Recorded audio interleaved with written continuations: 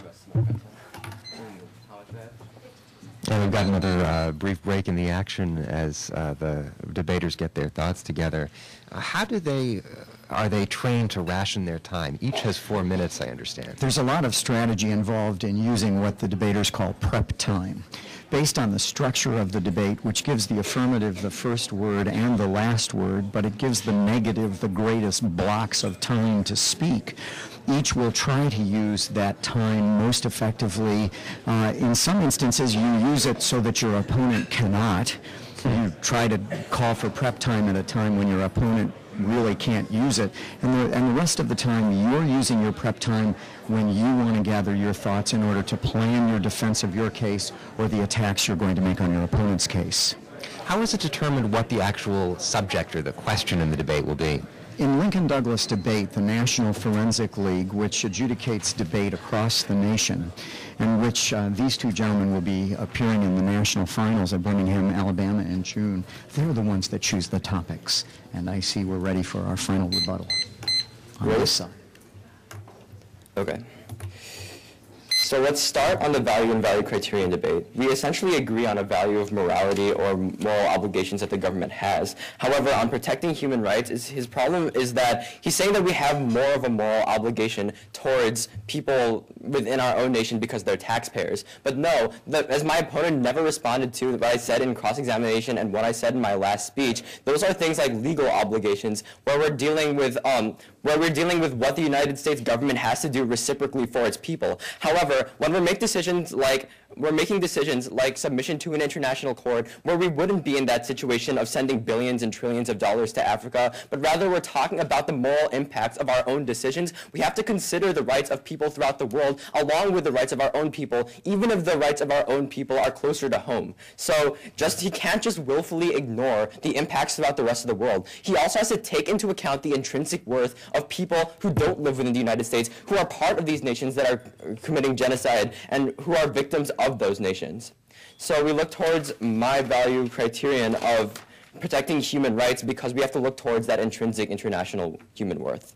Then remember that I placed a burden on the affirmative to prove that the affirmative actually has to show that an international court would effectively stabilize nations that have committed crimes against humanity, that actually, and if we accept that burden, all that he said against it was that we should do that in the name of national security. So he's essentially just agreed that that we have to submit regardless of whether or not it's effective because of national security. But at the point where I already showed you that national security isn't of paramount value in this debate, we have to accept the burden that I placed on the affirmative. He never responds to the specific warrants I gave in my case for why he has that burden. First of all, because if the court doesn't fulfill its intended purpose, we don't have an obligation to uphold it, and rather it should be condemned. And second of all, because of the U.S. power as a hegemon throughout the world, if we don't uphold those obligations, if we're supporting an international court that is actually detrimental to the international sphere, then we wouldn't be achieving moral, we don't have a moral obligation to do it, and it would make the world worse in the long term.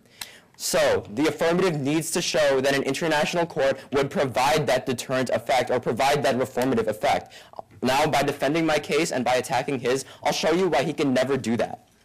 Go to the sole contention. He attacks the first part where I talk about why multilateralism makes people detached from social norms by saying that it's unrealistic to look towards my alternative because just because we'd be educating people doesn't mean they'll act on it. But the flaw in his argument right there is that I gave you 4 examples where it happened in the real world and caused actual beneficial effects in those nations by just giving an official report laying out the facts in their sordid details. Those were Uruguay, Chile, Uganda, and South Africa. He never responds to any of this, so it is realistic. We don't, and so since multilateral courts will be detached, we do have to operate through those nations' cultural norms. That shows that an international court will not be effective because it doesn't identify with the norms that lie within those nations. Then we go to the second argument where I talked about how persecution leads to social fragmentation. He says that a national court would do the same thing, but I have two responses. First of all, national courts aren't the only alternative. I gave you the example of education and the subsequent reform that would come from that. So he's just painting a false depiction of the negative world. But even further, even if that was true, at least the national court has more popular support and is more versed in the problems that in the cultural problems that exist within a nation than a multinational court can ever be. So even if a national court does provide does produce some distinction between who's morally blameworthy and who isn't, at least it's more popular within those specific nations. Then, against the ICTY example, he says that I gave no causal evidence about why that war happened because of the international court. But even if I don't provide that evidence, the point still stands. The entire point of the international court of the ICTY was to reform those nations, to make them more unified, to make a peaceful nation. But after 16 years of work, it never did that. So even if we ignore any causal evidence, it didn't do what it was supposed to do, and they never had an obligation to uphold that kind of decision making.